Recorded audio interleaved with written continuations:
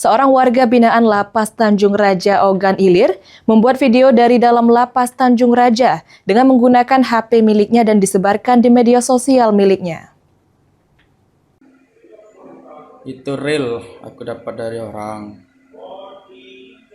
Dan ternyata video dan foto itu adalah rekayasa semata. Inilah video warga binaan Lapas kelas 2A Tanjung Raja yang beredar di media sosial.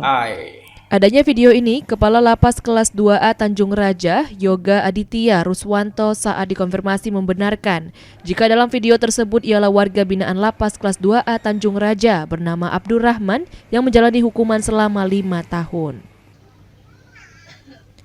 Atas adanya video ini, saat ini warga binaan tersebut telah mendapatkan sanksi dari pihak Lapas Tanjung Raja.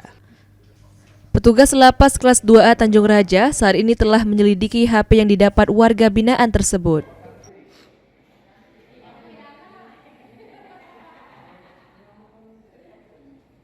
Setahun ini remisi ada remisi umum dan remisi khusus. Bukan cukup lumayan. Kalau potongannya aja 15 kok 2 kali sudah 1 bulan. Iya kan?